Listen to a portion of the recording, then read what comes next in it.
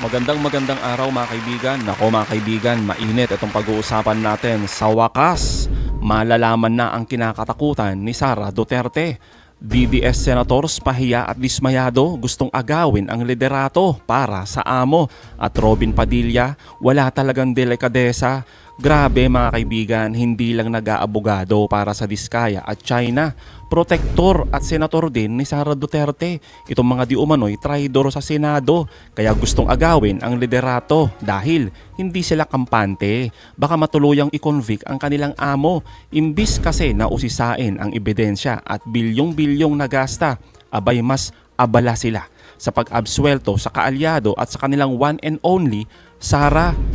Sabay pakalat na naman ng mga makadilis na nagdodroga ang Pangulo. Pahiya na nga sila sa Kongreso matapos ibasura ang gawa-gawang reklamo para patalsikin ang Pangulo. Abay heto mga kaibigan, abangan ninyo, talagang binira itong mga alipores ni Duterte sa Senado at nabuking tuloy ang kinakatakutan ng kanilang amo na si Sara Duterte. Pero bagong lahat, pakilike muna natin yung video, pakishare na din po at subscribe na po kayo sa ating channel. Unahin na po muna natin ito mga kaibigan, itong palpak na plano ng mga DDS senators, lalo na itong feeling makabayan na si Robin Padilla.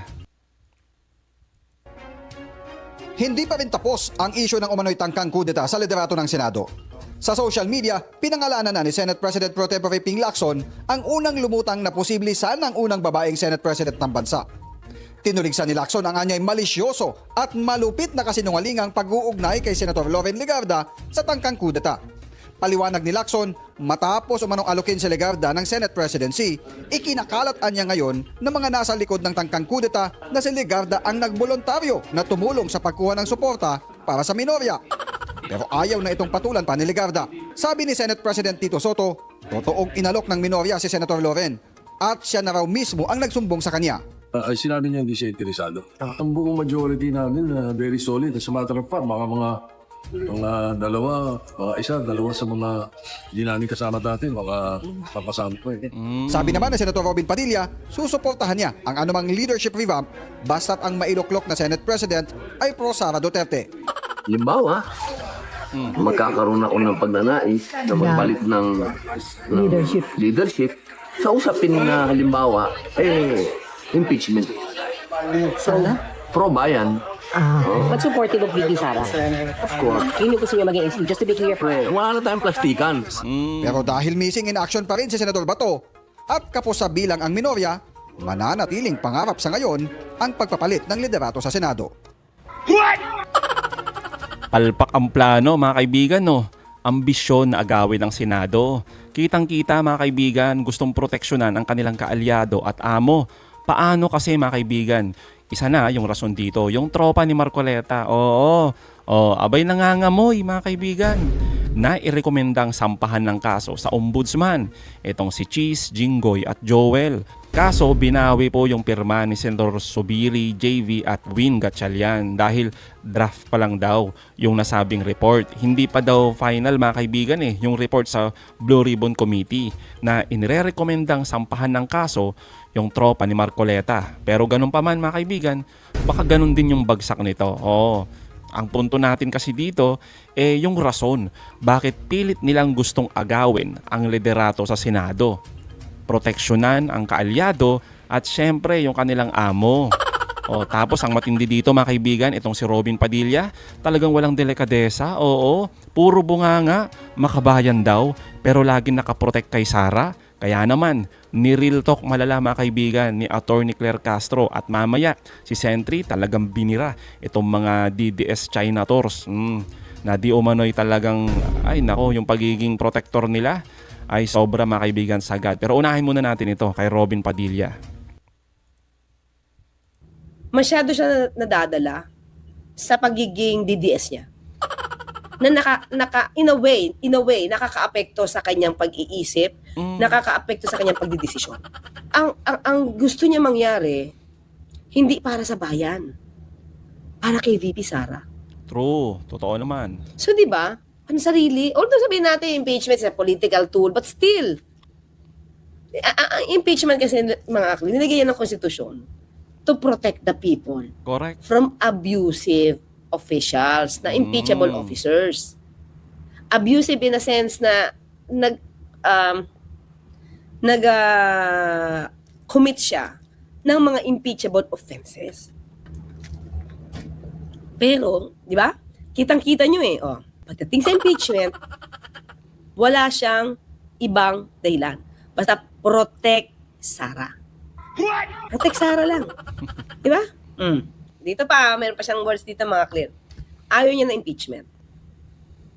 So, kahit na, halimbawa, kahit na meron siya matuklasang paglulustay, pagnanakaw Yan. ng pondo. Kung meron man si VP Sara, haharangin niya. So, ang tanong, makabayan ka ba o maka Duterte lang? Yun. Kasi nawawala yung obligasyon niya sa bansa, sa bayan, inuuna niya ngayon dito yung interest ni VP Sara. Tinanong siya, dalawang impeachment to eh. Ay, inday ako eh. So it means, okay siya na ma-impeach ang Pangulo. Siyempre, paano ka magiging pro-bayan kung magiging ang atake nyo ay hindi pa panagutin ang dapat na managot? Kaya nga, Harangin. Di ba? Paano yun? Ano yun taliwas. Hindi pwedeng maging makabayan yung taong tulad ng gusto niya na haharangin yung impeachment para sa sariling interes. Hindi pro-bayan yun. So paano mare-reconcile ni Robin Padilla yung pro-bayan and at the same time pro-Sara na hindi ma-impeach? Kaya Hindi, nga eh. haharangin yung articles of impeachment. Ang gulo. Diba? So, kayo nga mga clear, no? Hindi ko ma-reconcile. Kasi, kung pro-bayan ka, dapat wala kang kikilingan kahit sino. Tama. Diba? Pro-bayan lang. Grabe mga kaibigan, no? Itong talaga si Idol Robin Padilla. Oh. Number 1. Grabe mga kaibigan, no? Kahit si Attorney Claire Castro, mukhang so-surrender eh. Yung kanyang brain cells. Di ba? Kung paano mag-isip ang isang Senador Robin Padilla. Ay nako. Sabi nga natin eh, puro lang kasi logical fallacy mga kaibigan yung lumalabas dito sa bunganga ni number 1 senador. Oo. Dapat nating tandaan na ang impeachment trial sa Senado ay hindi 100% legal na proseso. Di ba mga kaibigan? Kundi, kasama dyan, political process din. Di ba? Pero itong mga DDS senators, ginawang literal na politika eh. Nawawala na yung paghahanap mga kaibigan ng accountability. Nawawala na yung pagiging impartiality nila. Oh, lalong-lalo na itong si Robin Padilla, 'di ba? Talagang pinapangalandakan pa. Oo. Kaya ang tanong natin sa kanila mga kaibigan, nasaan na ba? Oo, yung mga etika ninyo, kayong mga DDS senators. Asan na po yung inyong moral decency? Kung meron man. Tapos ipapangalandakan pa ninyo talaga na pro-bayan, pro-Pilipinas kami. Kapal talaga ng pagmumukha ninyo. Baka pro-China at pro-Sara. Ay nako talaga. Tuloy natin to mga kaibigan. Oh. Sa binoto pala mga ito to serve one family, not the 116 M Filipinos. Yun yung nakikita ko, mga clear. Yun din na nakikita ko. Di ba? Kita nyo pa paano siya magsalita. He may be honest, oo, pero Honest. yung sobrang niyang honesty, kita mo na hindi siya pro-Philippines. Pero ang gusto niya, pro-Sara yung magiging susunod na Senate President kapag ka may impeachment. So, ibig sabihin, parang maharang. Magpo-forth with na naman ang issue dyan. Nako, eskodero na naman. Pero, hindi ba kaplastikan sabihin pro-Sara at pro-bayan? Medyo nakaka-disappoint. But anyway, hindi lang naman siya nag-iisa dyan. Nandiyan si Senator Bato, Senator Bongo, Senator Marcoleta, Senator Amy. Sino pa? Ang dami Senator pa. Amy. Sino ba? So, protect the Queen at all costs kasi daw, sabi ni Ivy. Di ba? So, yun lang mga clean, no? Pero kasi nakakalungkot lang. Ayan, Senator Bongo. Cheese! Nako, nga pala, no? Ang pugi ni Senador Robin Hood. Sabi nila man, Bongo. Sad to say, Attorney Salit Kalis, ma'am, parang di niya na-realize walang sense ang sinabi niya na Totoo. pro-bayan. Yun nga. Di ko makuha yung sense. Kasi, kailangan mapaliwanag ni Bibi Sara yung mga inaakusa sa kanya. Pero harangin nyo eh. So, paano kayo magiging probayan yan? O, Cayetano, Cayetano pa pala, di ba? Di ba, ito naman sa akin, kung talagang ganyan ka, ipakita mo naman sa taong bayan na kahit paano makabayan ka. Hindi yung mula ulo hanggang paa, di ba? Mula ulo hanggang kuko ng paa. Pinapakita mo sa taong bayan na haharangin yung impeachment ni Sara Duterte. Di ba? Paano mo mapapanagot yun kung may usapin tungkol sa pagwawaldas ng pera? Well, mga kaibigan, kaya nga nakakahiya. Ang lakas pa nilang magsabi, no? Sila daw ay kakampi ng katotohanan. Korupsyon ay labanan. O, ganyan yung mga sigaw nila eh. Pero, sabi nga natin, pinapangalandakan na kahit sunugin mo nga daw sila, amoy Duterte pa rin. Kahit nga sampalin mo daw ng matitinding ebidensya yung mga yan, solid DDS pa rin. Ganyan po sila eh. Tapos, impeachment ni Sara, biglang haharangin. Di ba? Ang lakas, mga kaibigan, ang kakapal ng muka. Oo. Di ba? Sabihin na, kami, kakampi ninyo. Oo. Sa katotohanan. Di ba? May pagganong-ganong pa sila. Korupsyon ay labanan. Kakatuwa talaga tong mga to, no? Kaya nga, mga kaibigan, ano ba yung kinakatakot nila? Kaya naman, mga kaibigan, heto ang matinding sagot ni former Senator Trillanes sa mga DDS senators, lalo na kay Bigote. Bakit na lang? Ganun na lang sila natataranta pag usapin na sa impeachment ni Sara. Eto, mga kaibigan. So, ito yung sa impeachment ni Sara. Sabi ko nga, let's take it one step at a time. Una muna, kailangan ma-refer ito sa committee sa House muna, sa Speaker. Tapos Speaker, i-refer niya ito sa Committee on Justice. Committee on Justice will determine the sufficiency in form and substance. Tapos noon, magsisimula na yung investigasyon. So yan yung pinaghahandaan namin kasi yung ebidensya ay ipepresenta natin. Yun pala yun, mga kaibigan. Huling-huli. Oo. Diyan pala sila takot sa mga matitinding ebidensya. O, nabuking tuloy yung inyong Sara Duterte dahil sa kadaldalan ni Robin Padilla. Takot sila kapag napatunayan ang kasalanan ni Sara Duterte, mawawala ang kanilang leverage at kapangyarihan. Di po ba? Kaya naman gusto nilang palitan ng Senate President. Gusto nilang kontrolin kung anong ebidensya ang tatanggapin.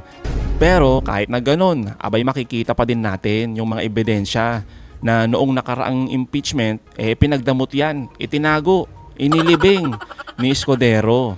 Pero ngayon, mga kaibigan, ika nga ni Sentry, sa Kongreso pa lang, malalantad na ang mga ebidensya dahil nga sa bagong proseso ng impeachment. So, I'm confident really na pag lumabas itong ebidensya, makukumbinsi yung mga kababayan natin. Of course, yung mga maka-admin, tapos yung mga middle forces, I think sold na yan. Pero yung mga moderate Duterte supporters, yun yung ang gusto sana natin makumbinsi nung ebidensya. Pag nakita yon, after 60 days kasi, obligadong mag-submit ng committee report, magbotohan sila, tapos ipepresenta sa plenaryo. Pagka nakumbinsi ng ebidensya yung mga kababayan natin, mararamdaman yan ng mga politiko. At yung politiko ngayon, sila magsabi, kung ganyan maliwanag na, ka-impeach, they will impeach her. Tapos matatransmit sa Senado. Ngayon sa Senado, that's a different ball game. Of course. May solid siya dyan, core of supporters, pero hindi na nila masusuppress yung ebidensya kasi nakita na sa Nakita House. na. So as every turn, mapabantayan sila ng publiko. Pagka mali yung galaw ng mga senador na yan, sila yung tatamaan. Diba? Lalo na kung makuha na natin yung overwhelming majority of the Filipino people. So yun. Ngayon, on the assumption na hindi ito magpunta sa conviction, kung conviction, di tapos ang boxing dyan. Pero kahit na maliwanag yung ebidensya, Pero kung yung mga Duterte senators hindi pa rin sila bumoto according to the evidence, kung ma-acquit man si Sara dyan, pero makikita na ng taong bayan yung ebidensya. Correct. And that will matter. Right. Sa 2028, hindi na siya, malamang hindi na siya magiging presidente kahit ma-retain niya yung mga 30-35% na solid Duterte supporters, hanggang doon na lang yun. Yon mga kaibigan, malinaw naman dito yung sinasabi ni Sentry. Kung titignan kasi natin mga kaibigan, yung kasalukuyang galaw sa Senado, kitang-kita na takot sila sa mga ebidensya, lalong-lalo na itong mga DDS senators. Senyales kasi mga kaibigan na mukha yatang mayroong smoking gun. Na katotohanan na kayang magpabagsak ng isang political dynasty. O tulad ng mga Duterte family, di ba? Do dirty. Oo. Ang ingay mga kaibigan at drama at mga speech sa Senado ay kayang kontrolin ng isang mambabatas. Di ba? Tulad na lamang nila Marcoleta, nila Robin Padilla, nila Cayetano. Di ba? Tulad sa West Philippine Sea na usapin na pinagpipilitan yung kanilang naratibo. Pero ang bank records, audit reports at testimonies, hindi nila kayang mga kaibigan, balok to din. Hindi madali. Takot sila dahil kapag nailatag ang ebidensya sa isang public trial mga kaibigan, ang taong bayan mismo ang magiging hurado kapag nakita ang matitinding ebidensya. Sabi nga natin, kahit ano pa yung magiging resulta dyan sa Senado, convict man yan o acquit, sila naman nakakaalam yan Pero pag nakita na natin lahat yan, hindi naman po tayo bobo at tanga. No? Na nakita na nga natin na talagang totoo pala, magnanakaw pala itong si Sara Duterte, tapos iboboto mo pa rin na maging presidente. Abay, naloko na mga kaibigan. So mga kaibigan, anong masasabi nyo patungkol dito? Comment down below. Again mga kaibigan, huwag nyo kalimutan, i-like at i-share itong mga videos. Hanggang sa muli, kita-kita ulit tayo mga kaibigan.